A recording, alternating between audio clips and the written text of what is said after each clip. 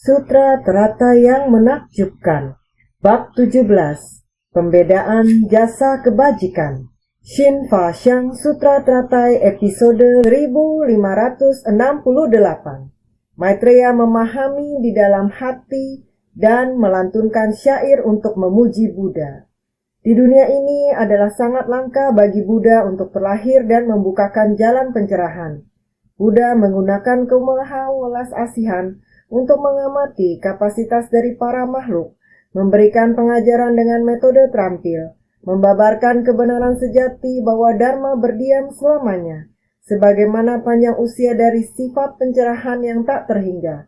Buddha membabarkan sutra teratai untuk mengajarkan jalan bodhisattva, dan semua yang mendengarkan Dharma menakjubkan pun akan merasa bersuka cita. Para hadirin bersungguh hati. Jika kita tidak bersungguh hati di dunia ini, dalam sekejap waktu akan berlalu begitu saja. Setiap kata yang diucapkan juga akan berlalu begitu saja.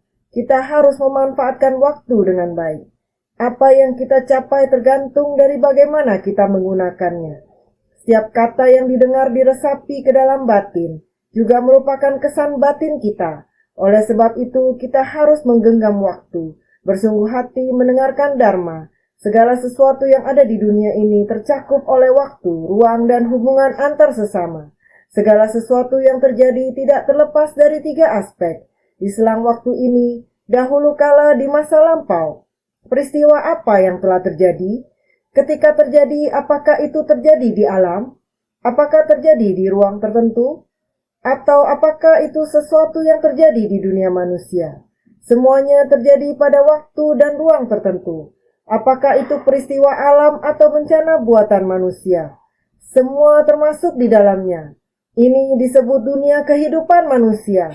Ruang dan waktu yang sedang kita bicarakan sekarang adalah dari 2000 tahun yang lalu. Ketika Sang Buddha lahir, ruang atau lokasi ada di India. Pada saat itu, tempat itu dikenal sebagai Kerajaan Kapila Wastu. Waktu dan ruang itu Kerajaan Kapila Wastu lebih dari 2000 tahun yang lalu. Semua ini telah berlalu. Meskipun ruang ini di India sekarang adalah tempat yang sama di mana kerajaan itu ada. Periode yang berbeda. Pada saat itu, sesuatu yang luar biasa terjadi. Seorang pangeran lahir di istana. Sangat langka. Anak kecil, banyak rumah tangga memiliki anak. Jadi mengapa ini begitu langka? Itu karena pangeran ini bukan hanya seorang pangeran biasa yang tinggal di istana dan akan tumbuh menjadi raja. Tidak, dia sangat istimewa. Dia dilahirkan demi dunia ini. Baginya proses tumbuh dewasa berbeda dari kebanyakan orang. Itu sangat unik. Di usianya yang masih sangat muda, pandangannya melibatkan akan kepedulian terhadap hal-hal duniawi dan banyaknya kontradiksi. Dengan berjalannya waktu dan bertumbuhnya usia sampai remaja, keraguan, pertanyaan, dan kontradiksi akhirnya membuat dia ingin mencari kebenaran. Dunia ini sangat menakjubkan.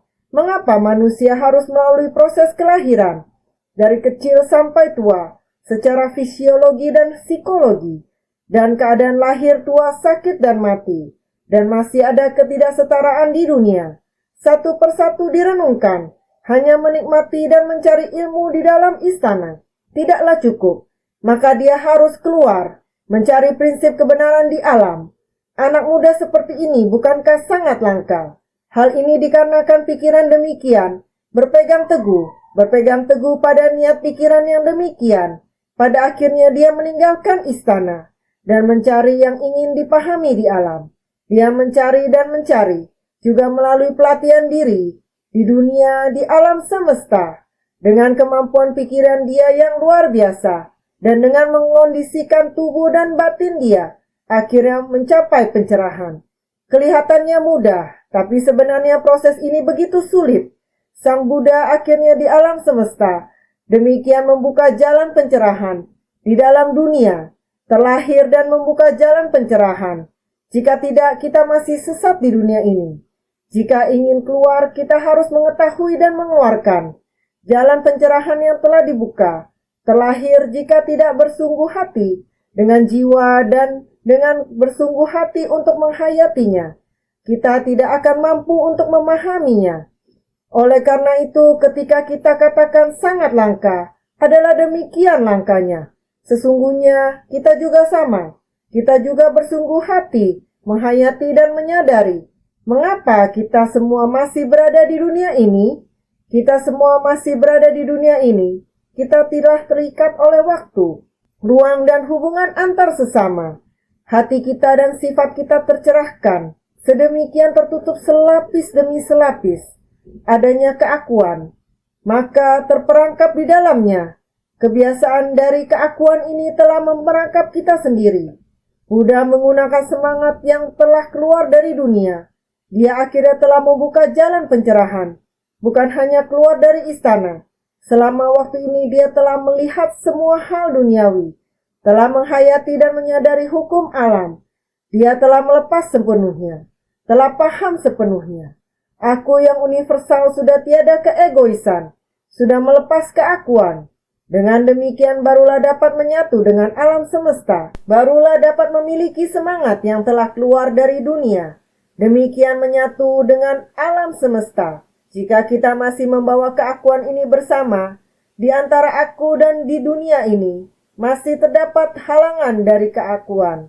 Niat pikiran kita, pemikiran pada dasarnya tiada wujud dan tiada rupa.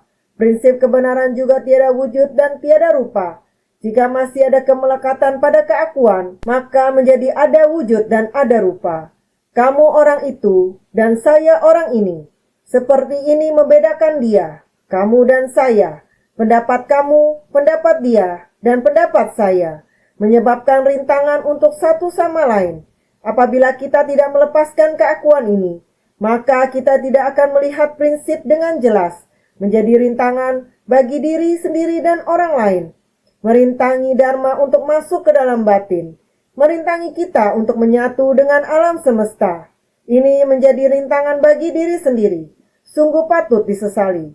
Demikianlah kehidupan manusia. Apa yang harus kita lakukan? Makhluk hidup yang demikian keras kepala. Sangat banyak makhluk hidup yang menjadi rintangan bagi dirinya sendiri. Seluruhnya adalah demikian. Apa yang dapat kita lakukan? Buddha telah menyatu dengan alam semesta karena tiada keakuan. Beliau hanya memikirkan makhluk hidup, penderitaan makhluk hidup, memerlukan dharma yang sesuai dengan makhluk hidup untuk menyelamatkannya. Penderitaan yang dialami makhluk hidup memerlukan atau makhluk hidup untuk diselamatkan.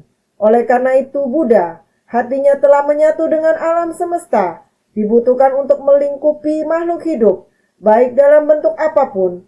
Batin Buddha laksana angkasa raya. Sama halnya beliau mampu menampung, karena makhluk hidup menyelamatkan makhluk hidup.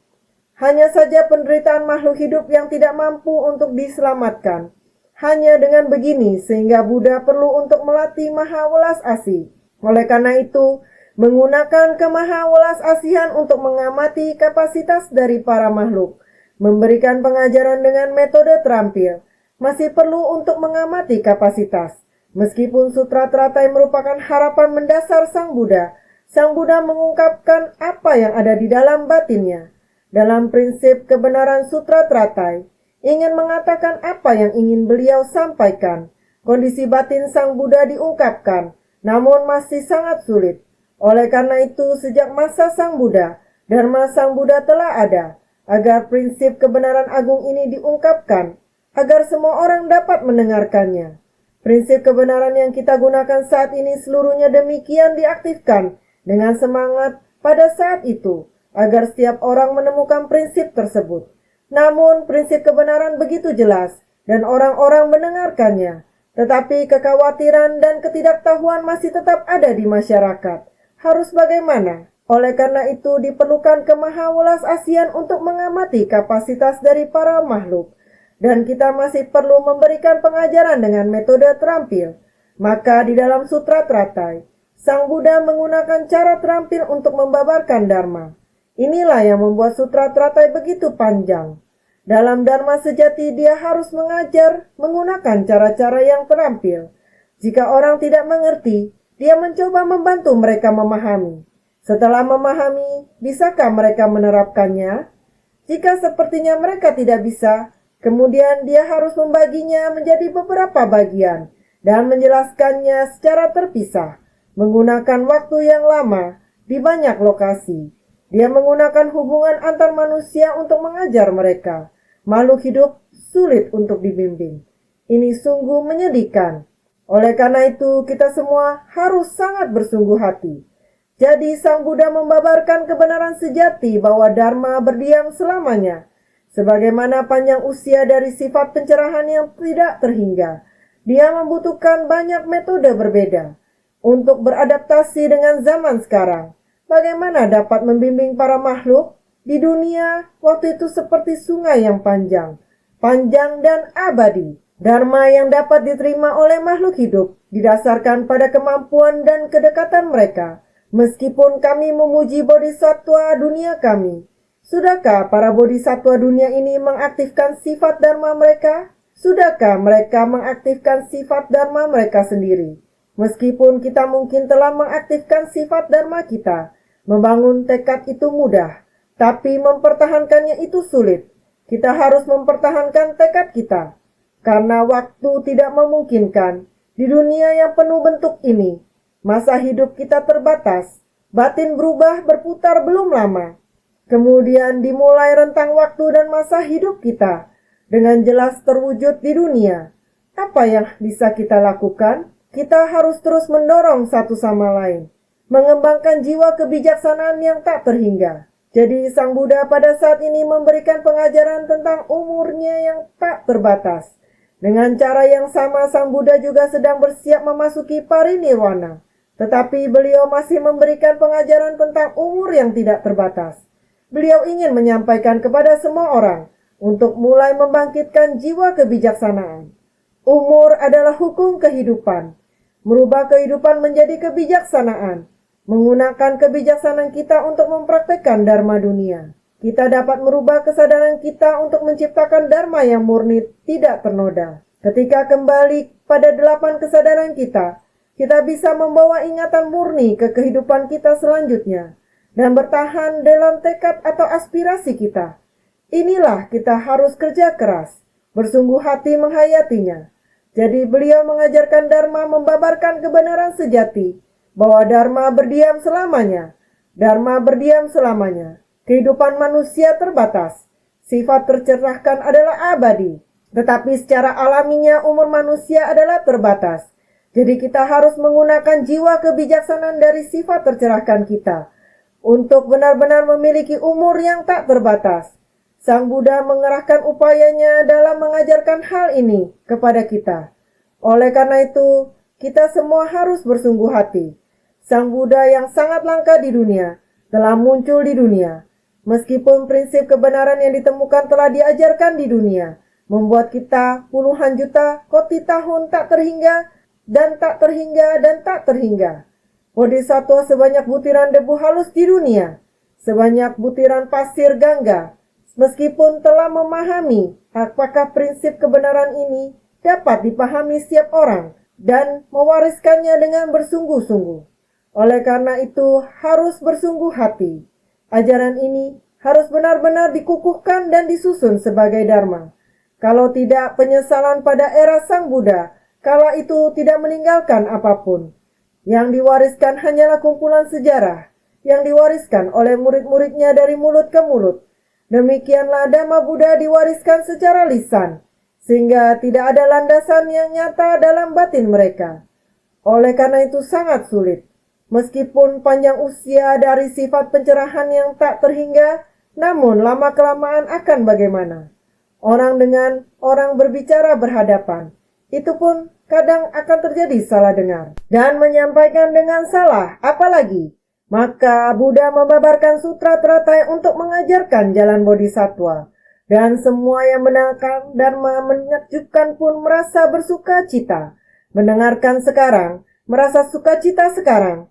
Lalu bagaimana? Apakah orang yang bersuka cita sekarang sudah sadar tercerahkan? Melepaskan keakuan, hati menjadi lapang dan pikiran terbuka, menyatu dengan langit dan bumi. Prinsip kebenaran ini apakah masih ada? Mendengar bersuka cita, maka kadang-kadang akan merasa waktu cepat berlalu. Namun Dhamma Buddha tetap sulit dipertahankan untuk benar-benar tetap berada di dunia. Benar-benar sangat sulit, karena setiap orang memiliki penghayatannya sendiri.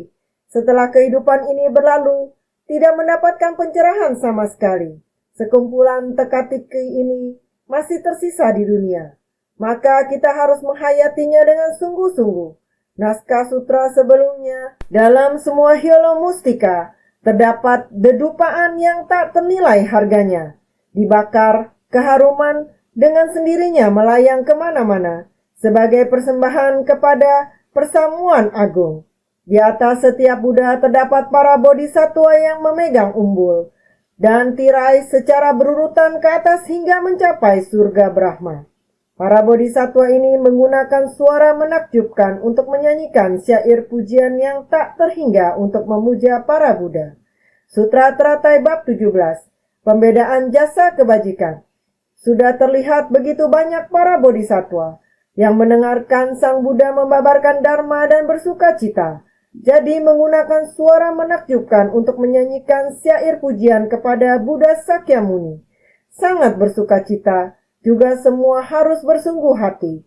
Para bodhisattva mendengarkan Dharma dengan sangat bersuka cita. Naskah sutra sebelumnya sudah menceritakan sangat bersuka cita. Semuanya memegang umbul dan tirai, masing-masing sangat bersuka cita. Suara ini, suara yang menakjubkan ini, juga telah menggema hingga mencapai surga Brahma.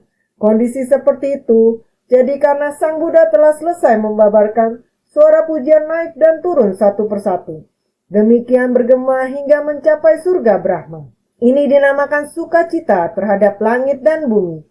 Bahkan langit dan bumi juga bersuka cita. Naskah sutra selanjutnya mengatakan, pada ketika itu Bodhisattva Maitreya bangkit dari duduknya, menyingkap pundak kanannya, mengatupkan telapak tangan dan menghadap pada Buddha, seraya berkata dalam bentuk syair. Sutra Teratai Bab 17, Pembedaan Jasa Kebajikan.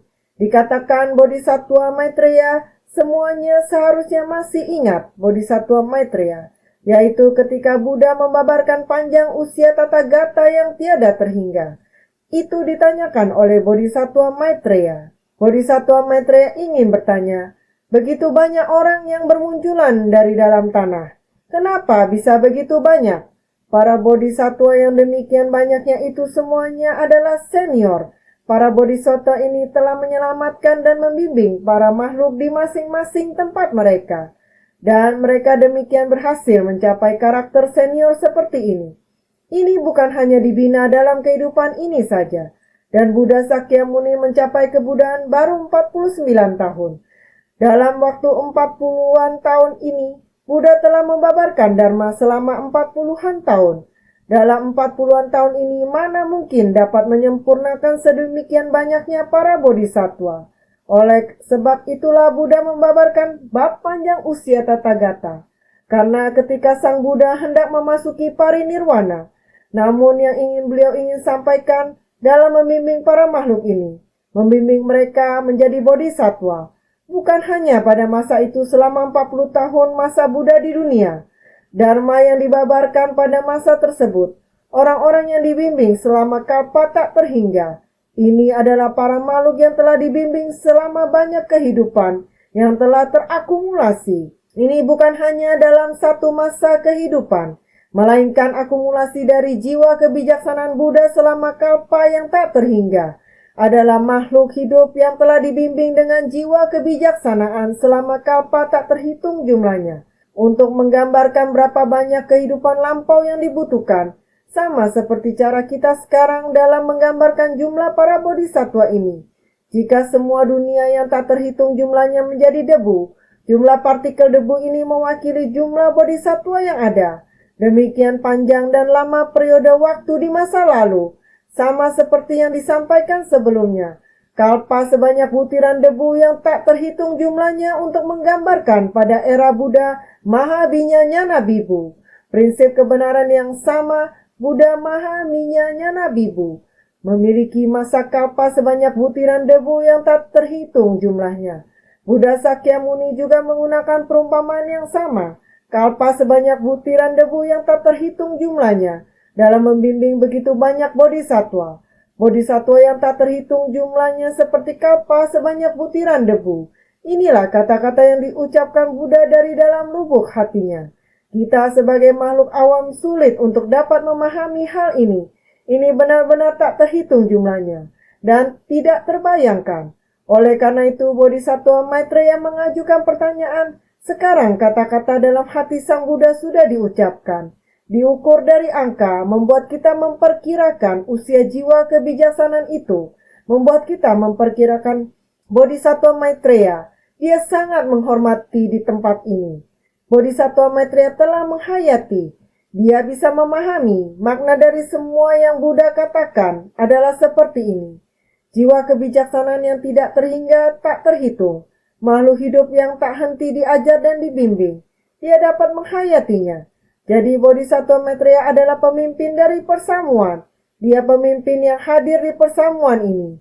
Jadi mendengar Buddha mengatakan tak terhingga jumlah kalpa yang tak terhingga ini.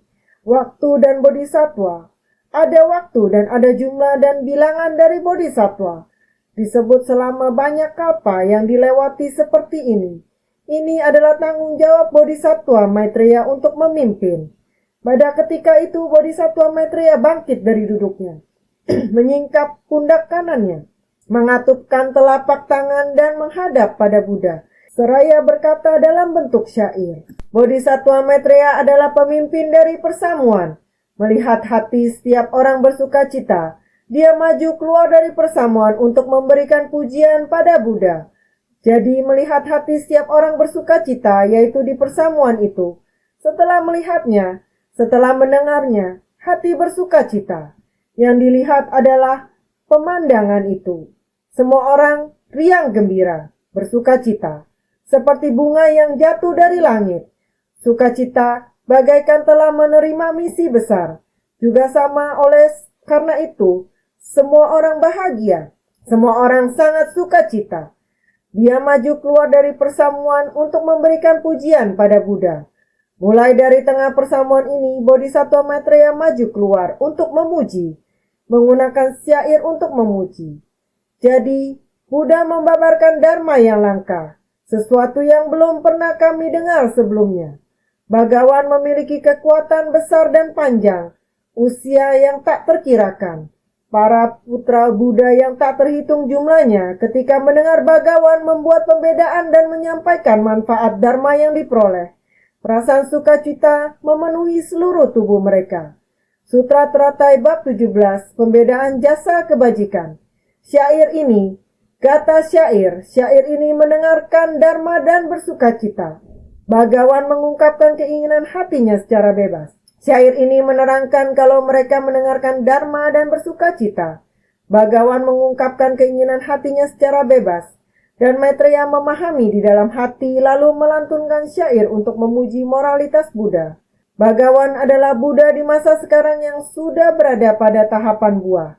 Sedangkan Maitreya adalah Buddha di masa mendatang yang masih berada pada tahapan benih. Sekarang Buddha mewariskan dharma kepada Buddha yang akan datang. Laksana putra yang meneruskan misi ayah. Ayah yang memulai dan putra yang meneruskan usaha dari ayah dengan baik. Sekarang guru mewariskan pencapaian pada murid untuk memberi manfaat bagi semua makhluk. Pada saat ini Sang Buddha mengutarakan isi hati dan kondisi batinnya. Sehingga Bodhisattva Maitreya pun memahaminya di dalam hati. Sang Buddha mengatakan isi hatinya. Apa yang didengar semua orang hanyalah suara Sang Buddha. Dan apa yang mereka lihat adalah kondisi sukacita semua orang. Namun apa yang dipahami Maitreya yang dapat dipahami di dalam hatinya. Dia bisa mengerti dan memahaminya. Yang dapat memahami dalam hati dan merasakannya adalah Maitreya. Maitreya telah memahami dalam hati, merasakannya dan mengerti. Jadi dia mengucapkan syair ini. Isi syair ini adalah untuk memuji kebajikan Sang Buddha, kebijaksanaan Buddha, welas asih Sang Buddha. Kebijaksanaan Sang Buddha mencakup kebenaran sejati dari segala sesuatu di antara langit dan bumi. Memuji moralitas Buddha ini, praktek kebajikan Buddha, dapat ditelusuri kembali ke kalpa yang tidak terhitung jumlahnya di masa lalu, yang semuanya dikorbankan demi makhluk hidup. Kebajikan yang diperoleh melalui pelatihan semacam ini sungguh sangat agung. Jadi memuji moralitas Buddha, Bhagawan adalah Buddha di masa sekarang yang sudah berada pada tahapan buah. Bhagawan sudah mencapai kebudaan. Beliau melatih 6 paramita dalam segala praktiknya, telah mengubah begitu banyak orang, membimbing begitu banyak orang memasuki pintu Buddha, membimbing begitu banyak orang menghayati jalan agung, membangkitkan begitu banyak kebijaksanaan orang dalam membimbing semua makhluk. Jadi perjalanan Sang Buddha dalam pelatihan diri membawanya ke kehidupan ini. Dan di tempat ini, dunia saha, beliau mencapai kebudaan. Ini adalah Buddha di masa sekarang yang sudah berada pada tahapan buah. Ini adalah buah karmanya, secara resmi mencapai kebudaan. Jadi, sedangkan Maitreya adalah Buddha di masa mendatang yang masih berada pada tahapan benih. Sekarang Buddha Maitreya masih dalam proses pembinaan diri. Karena beliau masih dalam membina diri, jadi beliau harus sangat bersungguh hati mendengarkan Dharma Sang Buddha dan memahami maksud Buddha. Sekarang beliau masih menanam benih Buddha dan memupuk benih Buddha, menunggu untuk mencapai buah kebudaan di masa mendatang. Berapa waktu yang dibutuhkan? Ini masih ada miliaran tahun di dunia ini. Selama periode ini, beliau harus terus-menerus berada di dunia. Apakah hanya Buddha Maitreya yang harus terus-menerus berada di dunia? Tidak, Buddha Sakyamuni, Buddha di masa lampau juga akan menemaninya. Demikian juga terus-menerus berada di dunia. Pada zaman sekarang, apakah ada Buddha di dunia? Ada. Masih ada ajaran Buddha di dunia. Menghormati Buddha bagaikan Buddha masih ada. Buddha Sakyamuni masih ada di dunia. Apakah Bodhisattva Maitreya ada di tengah banyak orang? Ku bilang pada kalian bahwa beliau masih ada. Sekarang beliau masih membina diri di tengah orang banyak. Masih ingin menyelamatkan semua makhluk. Ini juga membutuhkan pengalaman. Oleh karena itu, sekarang Maitreya adalah Buddha berada pada tahapan benih. Sekarang masih membina diri. Beliau adalah Bodhisattva yang ingin mencapai kebudaan di masa mendatang. Oleh karena itu, beliau ada di tengah banyak orang. Maka dari itu, sekarang Buddha mewariskan Dharma kepada Buddha yang akan datang. Di era itu, Sang Buddha mulai melatih Maitreya dengan cara ini. Menjaga Dharma yang ditujukan kepada Maitreya. Sama saja dengan menyebarkan Dharma. Jadi laksana putra yang meneruskan misi ayah. Dan Maitreya ibarat seorang anak kecil di dunia yang akan mewariskan ayahnya dan usaha ayahnya. Oleh karena itu, Maitreya dan Buddha Sakyamuni mempunyai hubungan guru-murid. Sehingga guru mewariskan Dharma kepada muridnya. Orang yang menyebarkan Dharma sama seperti Dharma yang diturunkan dari ayah ke anaknya di dunia. Bagaimana dengan masa mendatang? Yaitu ayah yang memulai dan putra yang meneruskan. Sang ayah berjalan seperti ini, sang anak harus bergegas dengan bersungguh hati. Harus meneruskan misi ayah, dan harus menjelaskan ayah bagaimana ia melakukannya dan mulai mewarisinya. Sama seperti Bodhisattva Maitreya, harus mengulang kembali moral kebajikan Buddha Sakyamuni. Tekad hati seperti apa yang harus digunakan untuk bergabung dalam kerumunan orang untuk menyelamatkan makhluk hidup. Bagaimana menjalani hidup yang melelahkan ini? Inilah Maitreya, seperti anak yang akan melanjutkan karir usaha. Pikiran seperti ini meminta nasihat kepada Sang Buddha, meminta ajaran bagaimana mewariskan misi makhluk hidup di masa mendatang. Memiliki niat. Sekarang, apa yang Sang Buddha lakukan? Maitreya harus mengambil alih dengan sangat bersungguh hati. Inilah ayah yang memulai dan putra yang menerus. Seharusnya guru yang bekerja dan murid yang meneruskan.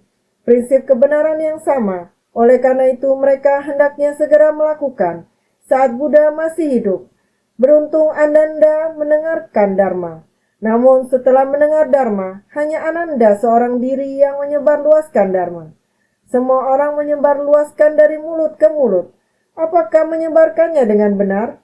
Setiap kata, kalimat, ucapan yang disebarkan ke orang berikutnya.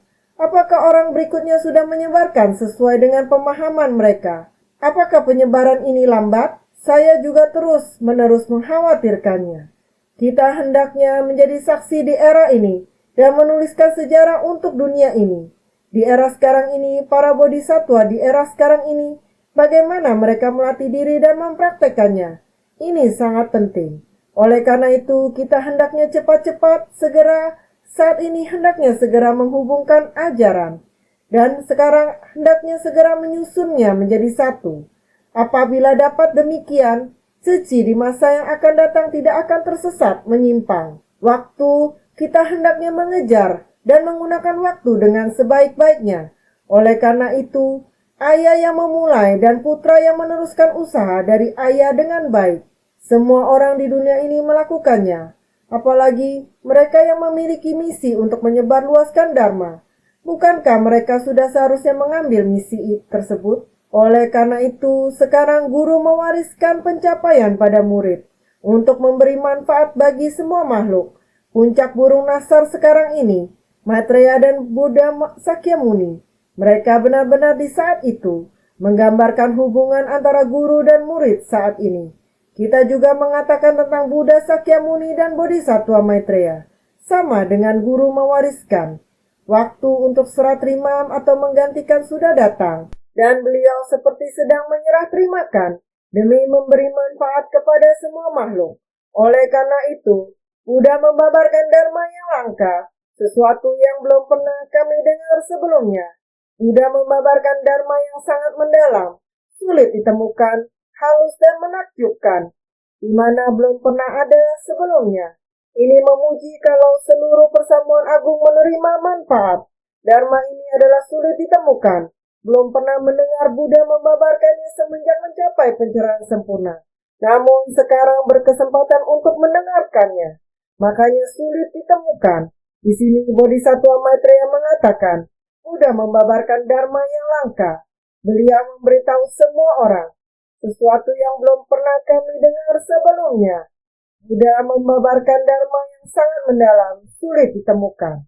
Kondisi batin Sang Buddha, bagaimana dia bisa membuahkan begitu banyak bodhisattva? Ini sungguh langka. Dharma yang sangat mendalam, sulit ditemukan, halus dan menakjubkan, di mana belum pernah ada sebelumnya, belum pernah diajarkan sebelum sutra teratai. Sang Buddha belum mengajarkannya. Meskipun Sang Buddha telah mencapai kebuddhaan, dia masih belum membicarakan hal ini sebelumnya. Jadi sangat langka. Di sini, memuji Sang Buddha, memberikan ajaran ini kepada persamuan ini. Dia belum pernah mengajari mereka sebelumnya. Tapi sekarang dia mengajari mereka. Jadi, Dharma ini adalah sulit ditemukan. Belum pernah mendengar Buddha membabarkannya semenjak mencapai pencerahan sempurna. Namun sekarang berkesempatan untuk mendengarnya. Makanya sulit untuk ditemukan.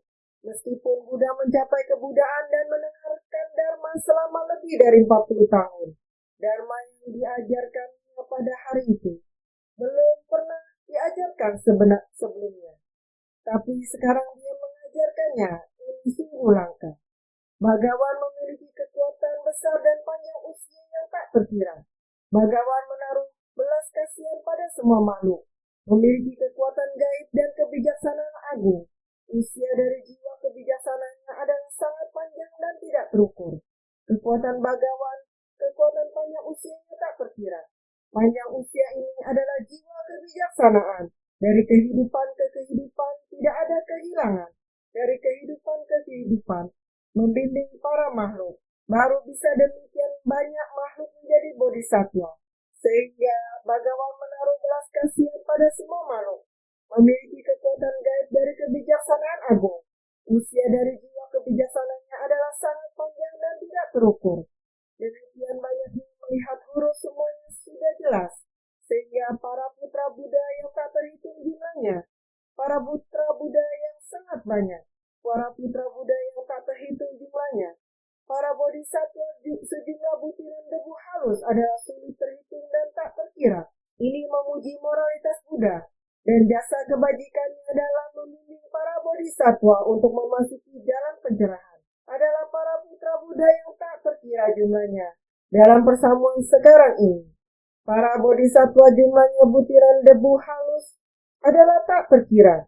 Jumlah angka bodhisattva sangat banyak, sulit terhitung dan tak terkira. Sehingga baik ini memuji moralitas Buddha dan jasa kebajikannya. Jasa kebajikannya adalah membimbing para bodhisattva untuk memasuki jalan pencerahan. Bodhisattva ini telah memasuki jalan pencerahan. Bodhisattva ini semuanya telah sangat jelas memahami Dharma, sehingga semuanya adalah bodhisattva yang mati diri. Ada pelatihan, bodhisattva yang mempunyai moralitas. Dalam waktu yang lama ini mengikuti ajaran Buddha Sakyamuni tidak terputus. Bodhisattva yang terus berdatangan. Dalam persamuan sekarang ini tak terhingga dan tak terhitung. Putra Buddha yang sangat banyak telah menjadi putra dari Buddha. Semuanya menerima jiwa kebijaksanaan Buddha. Setiap orang adalah wariskan jiwa kebijaksanaan. Sehingga ketika mendengar Bhagawan membuat pembedaan dan menyampaikan manfaat Dharma yang diperoleh, perasaan sukacita memenuhi seluruh tubuh mereka. Mendengar Buddha, Bhagawan membuat pembedaan seperti di atas dan menyampaikan manfaat Buddha yang diperoleh oleh orang-orang yang hadir dalam persamuan. Semua merasa maha sukacita yang memenuhi seluruh tubuh mereka. Yang telah dikatakan, bodhisattva yang tak terhitung jumlahnya menyampaikan manfaat Buddha yang diperoleh oleh orang-orang yang hadir dalam persamuan. Semua telah mengetahui, semua bersukacita memenuhi seluruh tubuh mereka, sehingga semua harus bersungguh hati. Setiap huruf dalam Dharma harus meresap dalam batin. Untuk memahaminya, Dharma berada dalam keseharian kita, sehingga kita harus senantiasa bersungguh hati.